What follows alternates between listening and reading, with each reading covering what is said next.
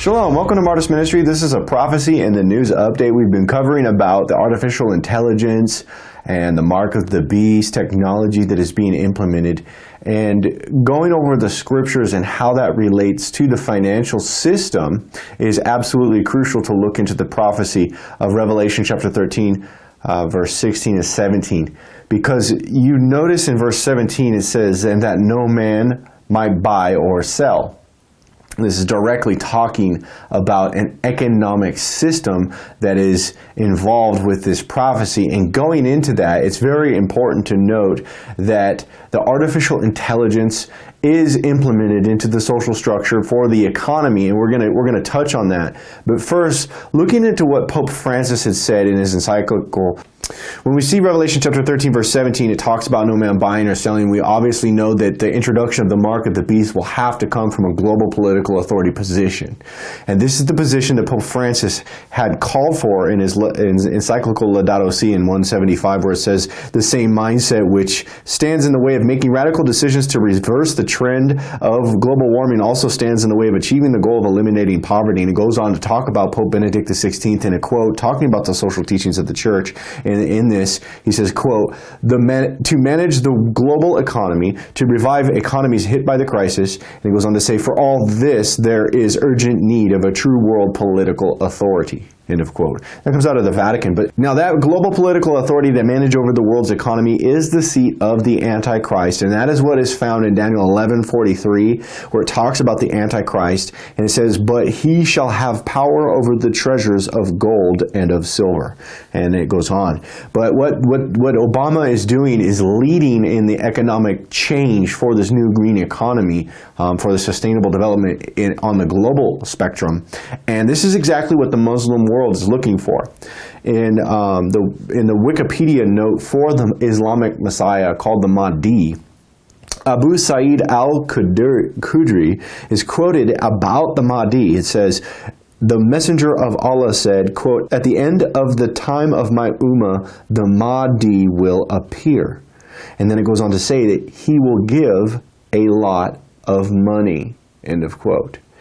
Well, at the end, the time of the Ummah. And what that is an Islamic caliphate, which we will go into.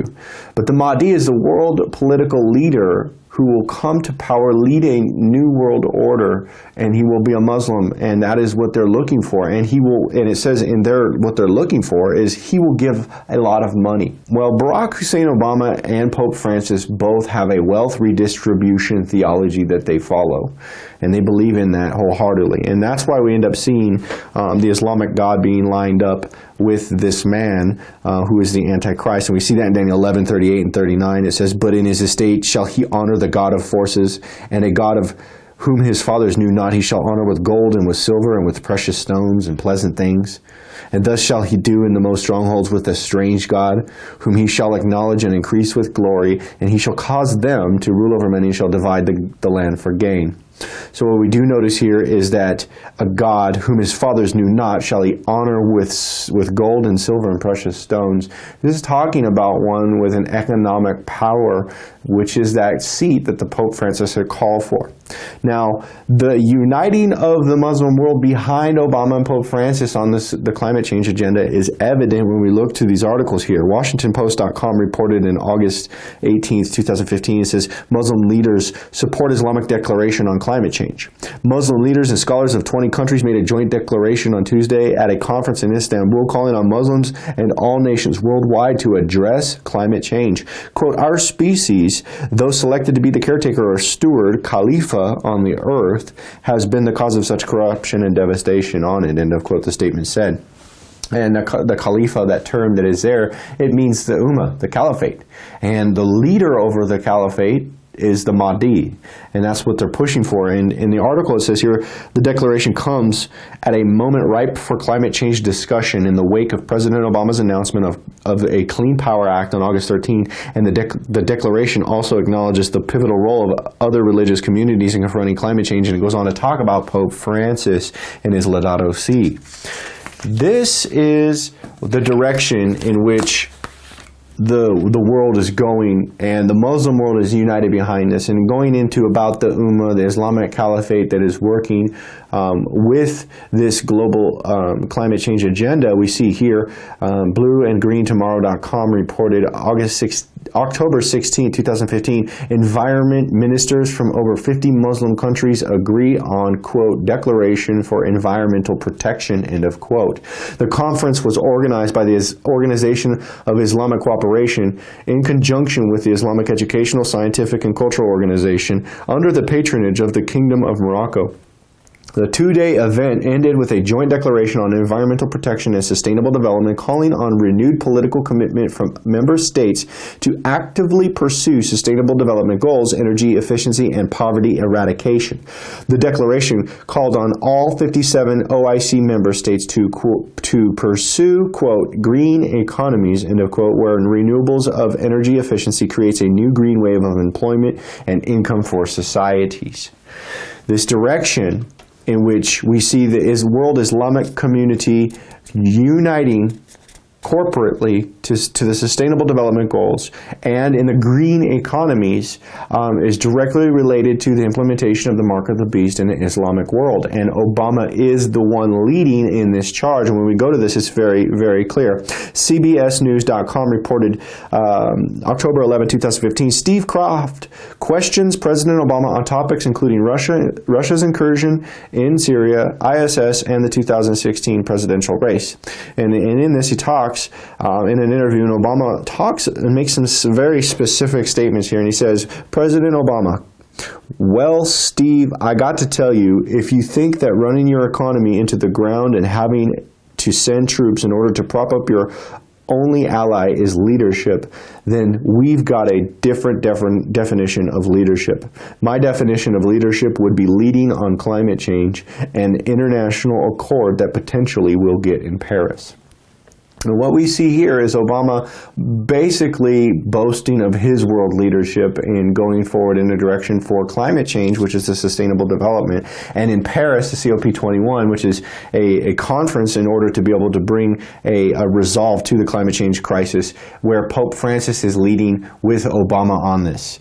And this artificial intelligence and how this relates to this is a part of this green economy, the new technology that will be driving the world market. And they're moving away from the oil. That's why they've been divesting from the oil. But the artificial intelligence for the green economy throughout the world for these smart cities is what's being implemented in order to track everybody on the planet for their carbon emissions, everything about their life to make sure it's sustainable and following through with the sustainable development goals inside the smart cities. And here's a clip. Hello and welcome to IB Times TV. Today is Thursday, August 18th. I'm Marisa Christian. IBM has taken a key step in combining technology with brain science. IBM has designed a computer chip it says emulates the brain's cognitive powers. The technology known as cognitive computing is programmed to analyze complex information, create hypotheses, and remember and learn from the outcomes, replicating the brain's functionality, signaling the beginning of a new generation of computers and their applications in business, science, and government. Scientists hope cognitive computers may one day be used to understand human behavior as well as environmental monitoring. The chip has a network of sensors and actuators that constantly record and report metrics such as temperature, pressure, wave height, acoustics, and ocean tide, meaning they can be used to manage water supply and even issue tsunami warnings. One day, IBM says they'd like to recreate aspects of the mind such as perception, sensation, and even emotion. The company and its university collaborators announced they have been awarded approximately $21 million in funding for Phase 2 of the project. Marisa Christian, IB Times TV. In 15 seconds, IBM Watson can read 10 million financial reports, so planners can recommend better investments. Soon, Watson will help improve financial planning. Let's build a smarter planet. I'm Watson, and today hundreds of companies are putting me to work. I'm teaching Watson to help your vet speak dog. You're a dog, right? I'm teaching Watson to help you make healthy choices. I'm teaching Watson to help design a vacation around your personality. Don't judge. I'm teaching Watson to answer endless questions. How big is infinity? Where do babies come from? Why can't I have chocolate for breakfast? I'm Watson, and I'm ready to work with you.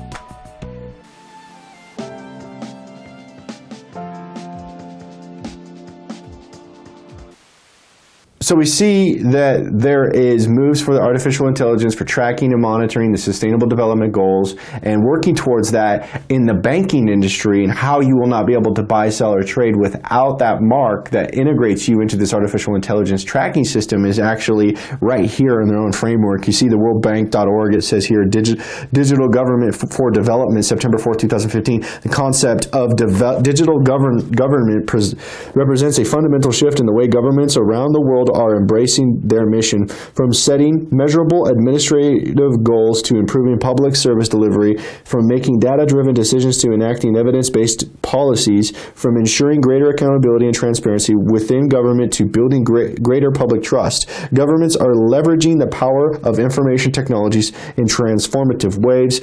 We believe that future government services will have three broad characteristics, the three C's it says here, and one of them is number 3, cognitive.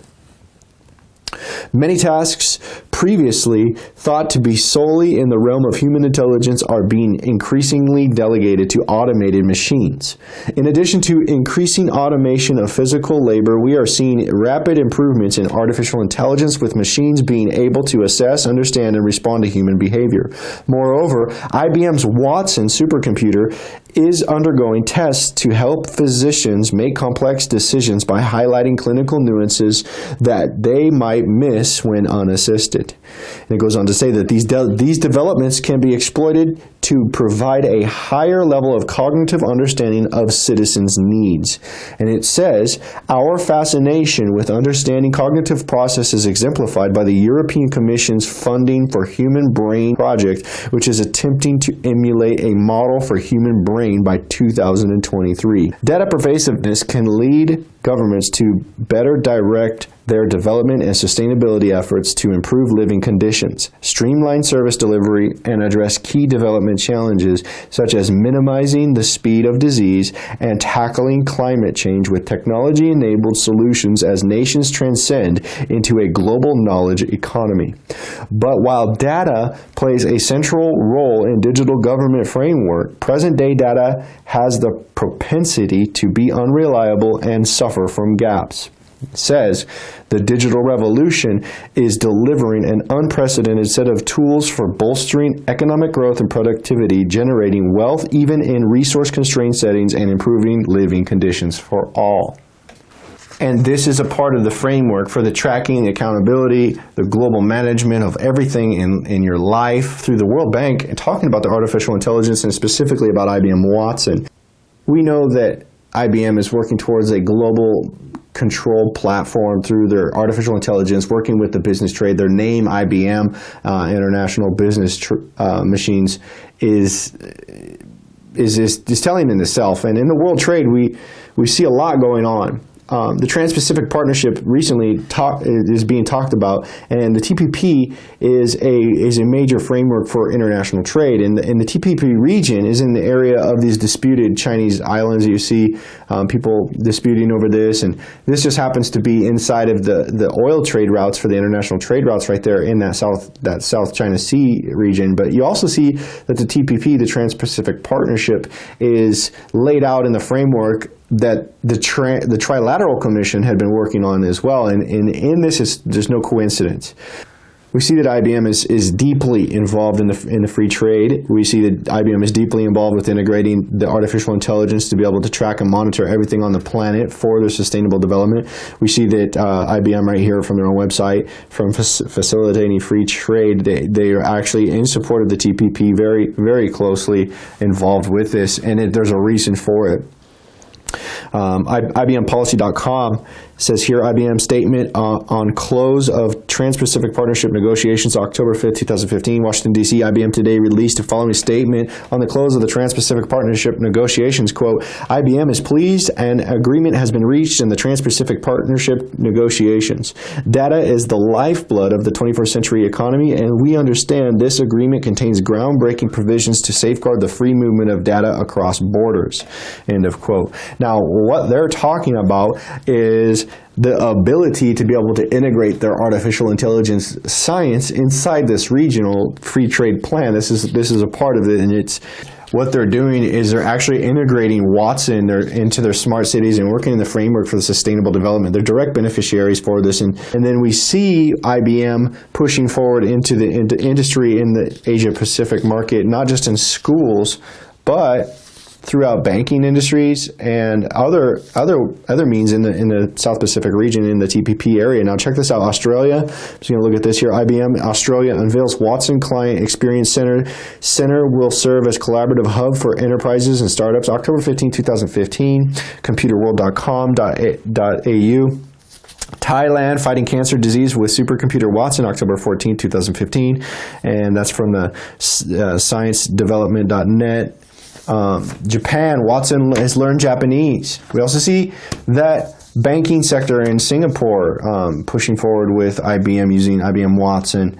The AsianBanker.com reported June 17, 2014, IBM Watson and Genesis partner to power smarter customer experiences.